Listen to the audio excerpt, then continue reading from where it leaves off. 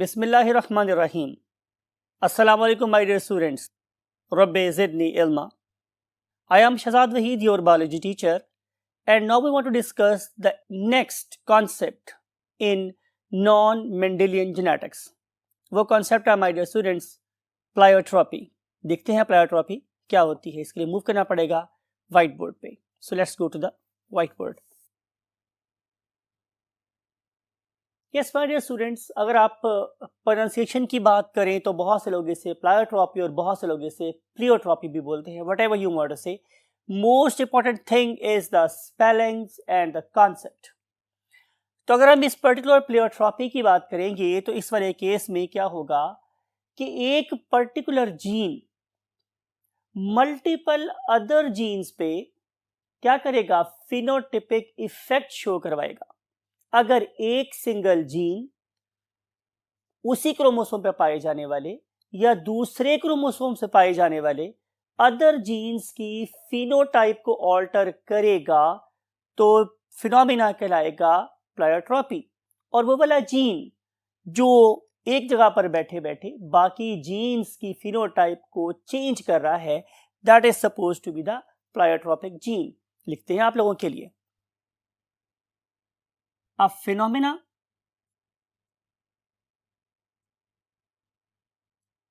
where a single gene is affecting multiple other genes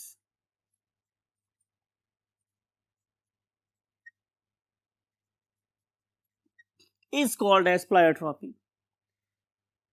जैसे मैंने आपको भी बताया कि इसका इफेक्ट कैसा होता है. इसका इफेक्ट होता है फिनोटिपिक इफेक्ट, यानी कि आप लोग उस पर्टिकुलर इफेक्ट को देखकर भी महसूस कर सकते हो कि यहाँ पे नॉर्मल इंसान में क्या हो रहा है और इस एबनॉर्मल इंसान में क्या हो रहा है.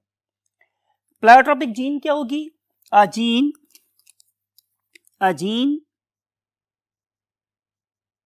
that has pleiotropic effect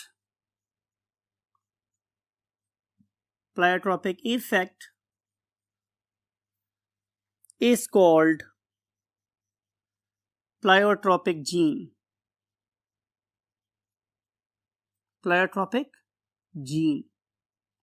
That is, it multiple phenotypic effects.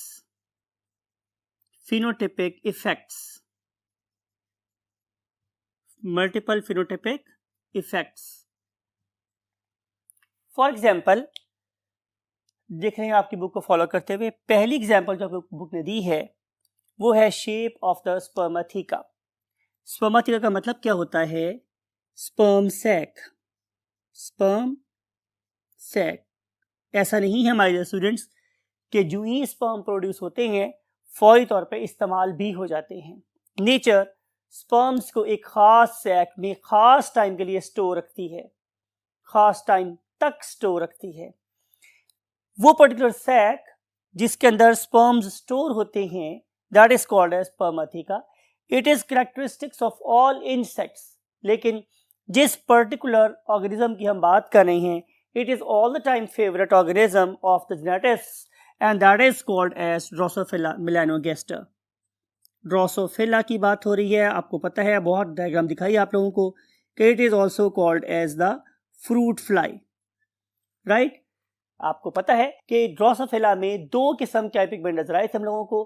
Number 1 red eyes और दूसरी कौन सी थी? White eyes. आप इन दोनों फीमेल को देखें तो you can see a marked difference between the shape of the spermatheca of red-eyed organism from the spermatheca of the white-eyed organism. इसका मतलब ये होगा, the gene that is going to dictate the eye color is also going to affect the spermatheca. Right? अब हम move करते हैं next example की तरफ जो आपकी बुक में गिवन है. यस माय डियर स्टूडेंट्स, बात करेंगे एक और जीन की. और ये जीन क्या है? ये है gene for growth rate. Gene for growth rate. आप एक साल में कितने लंबे कितने चौड़े हो रहे हैं, it is called as your growth rate. आपको पता है कि हमारा ग्रोथ रेट पहले 2-3 सालों में मैक्सिमम होता है और फिर आहिस्ता आहिस्ता आहिस्ता हमारा ग्रोथ रेट स्लो होता चला जाता है, यहाँ तक कि हम लोग अपनी मैक्सिमम हाइट तक पहुंच जाते हैं। उसके बाद फिर जाहिर है पर्टिकुलरली हमारी सेल की डिवीजन रुक जाती है। हाउएवर हम अपने न्यू सेल्स को प्रोड्यूस करते रहते हैं in terms of blood cells, in terms of fat cells, और हम बहुत ज़्यादा मोटे भी हो सकते हैं वगैरह वगैरह। तो बात ये हो रही है कि जो ग्रोथ रेट है किसी ऑर्गेनिज्म के अंदर कितनी ज़्यादा तेज़ी से सेल्स बढ़ सकते हैं, उसके कद में इजाफा हो सकता है, उसके हाइट में इजाफा हो सकता है, ये कंट्रोल करती है एक जीन, राइट। अगर इस पर्टिकुलर ऑर्गेनिज्म में ग्रोथ रेट वाला जीन डोमिनेंट है तो जाहिर है फिर उसके अंदर नॉट ओनली वेट बहुत तेजी से गेन होगा बल्कि हाइट भी बहुत तेजी से गेन होगी। और इसके लिए आप लोगों की जो बेस्ट एग्जांपल है ग्रोथ हार्मोन। और अगर ग्रोथ हार्मोन आपको पता है जरूरत से ज़्यादा प्रोड्यूस होना शुरू हो जाए तो हमारे पास आलम चन्ना और इस तरह के लोग भी प्रोड्यूस हो जाते हैं।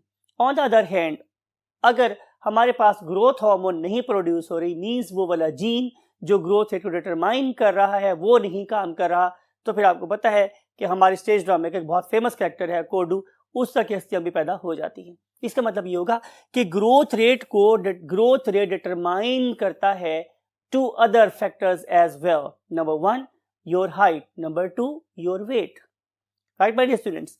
तो this particular single gene is going to affect not only the height but also the weight. Now we want to see the third example from your book.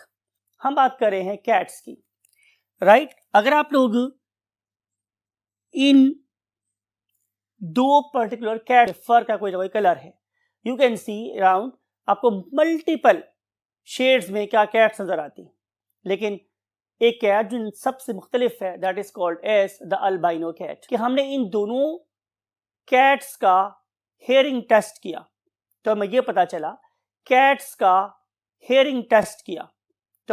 चला कि जो कलर्ड फर वाली कैट होती है इट इज एक्टिव लिसनर, लेकिन जो बिल्कुल white फर वाली कैट होती है इट इज डेफ, ये बहरी होती है, इसे सुनाई नहीं देता। सवाल ये था कि आखिर ऐसा क्यों हो रहा है, तो हमें यह पता चला कि इस पर्टिकुलर कैट के अंदर एक जीन है that is called as a capital W gene, right. This particular capital W gene is definitely more home capital, तो इसका मतलब है कि डोमिनेंट जीन है। अगर किसी कैट के अंदर कैपिटल W प्रेजेंट हो या फिर कैपिटल W के साथ capital W small w present हो, समथिंग लाइक इट, तो इस वाले केस में ये वाली कैट किसी किस्म का कोई पिगमेंट नहीं बना सकती बिकॉज के इसके अंदर मेलानोसाइट ही प्रोड्यूस नहीं होते, तो उसके रिजल्ट में इसकी फर भी क्या हो जाएगी, वाइट हो जाएगी।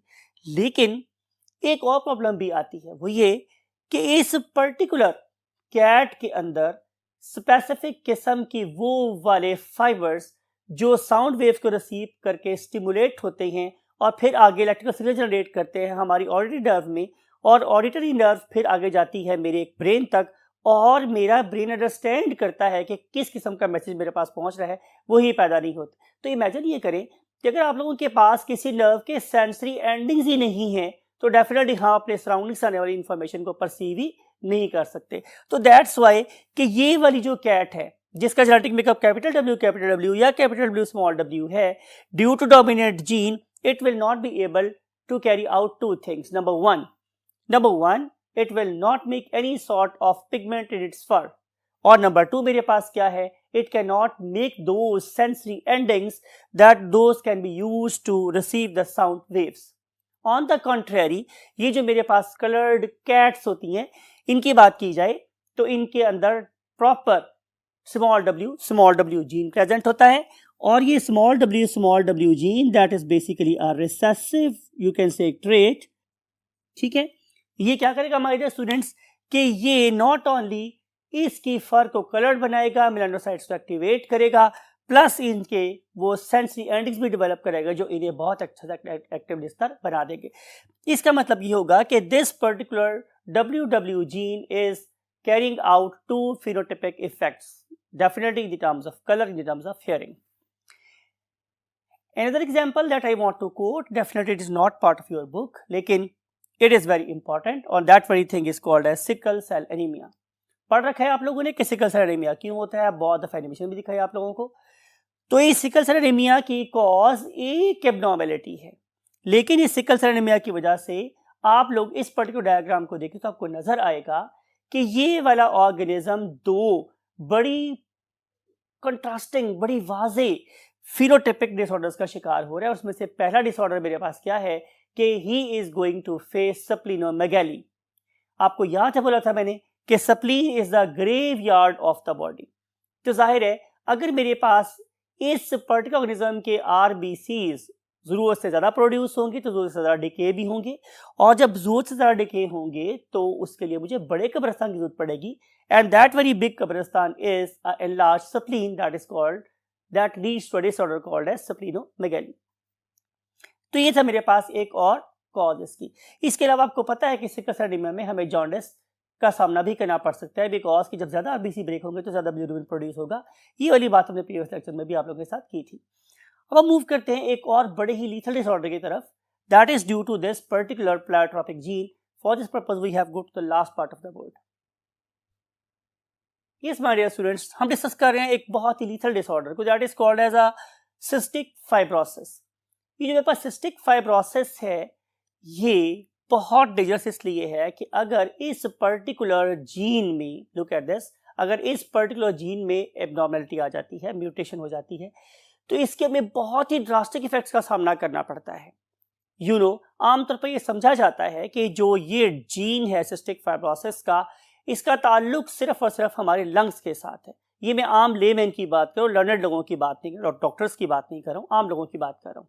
लेकिन आप इमेजिन करें कि सिस्टिक फाइब्रोसिस का इफेक्ट सिर्फ मेरी ट्रेकिया पे नहीं है, मेरे ब्रोंकाई, मेरे ब्रोंकियोल्स के ऊपर नहीं है, बल्कि इसका इफेक्ट मल्टीपल जगहों पर हो सकता है।